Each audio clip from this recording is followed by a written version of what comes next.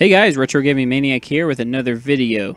Okay, so I was on Steam the other day and I was looking for a good survival multiplayer game, similar to games like DayZ and H1Z1. Now I've been playing those other games and I've had fun with them, but I just wanted to try something different, and I stumbled across this game here called Next Day Survival. Now this is a game I had never heard of before, and when I looked it had just come out in July of this year. And lucky for me, it was on sale for $7.99, so I went ahead and bought it and took the chance with it. So like I said, this game plays a lot like H1Z1, DayZ, and Miscreated, and those games are great and all, but I'm kind of ready for something different. So what this game does different is it provides several RPG elements that are just not in those other games. There are actually NPCs in the game that have quests for you to go on, where you go on the mission, and for the mission you get rewards like different items, and even in some cases weapons. Alright, focus fire on the close target.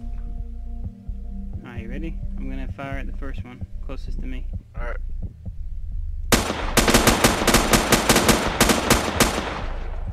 Target down.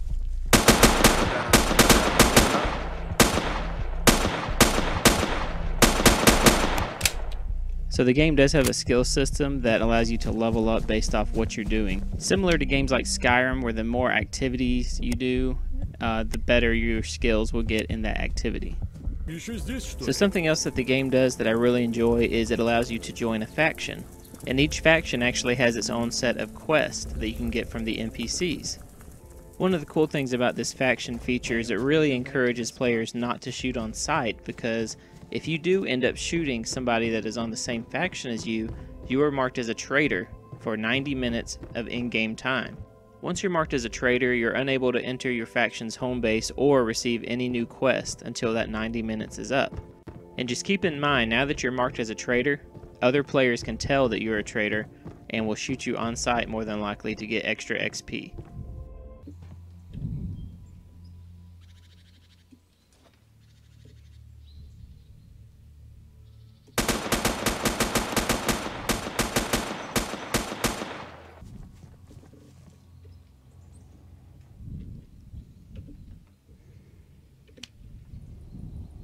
Now there is crafting in the game, but keep in mind this is early access and they haven't fully implemented the crafting yet, so there's very few things you can actually craft.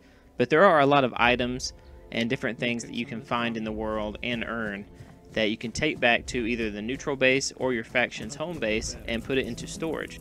Now these storage areas also have a shop in them that allow you to sell items, guns, pretty much anything you find in the world for currency, and you can use that to change your character's appearance or buy new weapons, pretty much buy whatever you need. Now a lot of these quests are pretty interesting and fun to do, but they mostly consist of fetch quests and also being ordered to go out and kill NPCs or complete other missions against the opposing faction. So what you're seeing now is me on a mission on my way to retrieve something out of this downed helicopter that's in this radioactive zone. This required me to don my hazmat suit and gas mask for this mission, because once you get into this toxic area, it can kill you pretty quickly. Sounds good.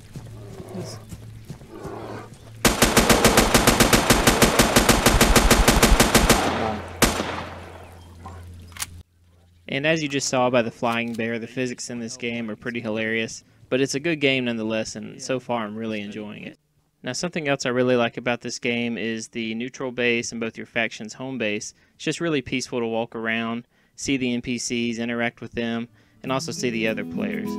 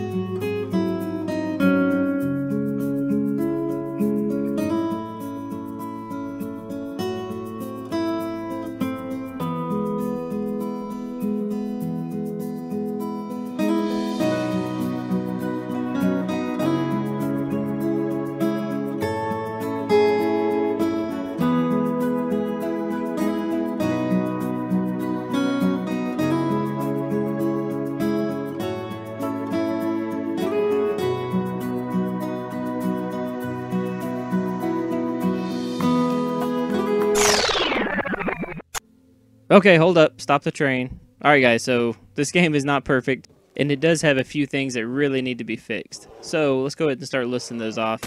For one, the physics. I mean, as you can tell, every time you kill like an animal, it goes flying in the air. It's funny. That could be a, you know, a plus or a pro for some people, but it's definitely something that needs to be fixed. So there really needs to be more wildlife. As you can see, I just killed a bear. There's also wolves, rabbits, but really that's pretty much it. So some more wildlife in the world would really make it feel more alive and would be a welcome addition. Also, the graphics are okay, but I would really like to see some updated graphics in this. Make it look a little prettier, because it doesn't look that great. It's definitely something that doesn't bother me too much, but new graphics or updated graphics would definitely be a plus. So outside of that, the game really doesn't have too many issues outside the norm of what you would expect from an early access game. It's pretty good, runs well, and I believe it has a lot of potential. So hopefully the developers keep working on this game. It is relatively new. It came out of July of this year. So it actually has been out for a while before that, but it just came to Steam in July. So hopefully they keep developing this game and making it better and better. So all in all, it's a great game, and it's one that I really enjoy. I can definitely recommend it. I've put a few hours into it, and I'm really enjoying it. Just keep in mind it is early access, so there is going to be a lot of things that will change. But as it is now, I'm loving this game. I think it has a ton of potential, and I think you should pick it up. Now, there's still a lot of things I did not talk about in this video, and I plan on going in more depth with some other things and making more videos about weapons and tips and tricks about the game. So if you did enjoy this video, please hit that like button, subscribe, because I do plan on doing more videos about this game. Thank you guys for watching, and we'll see you next time.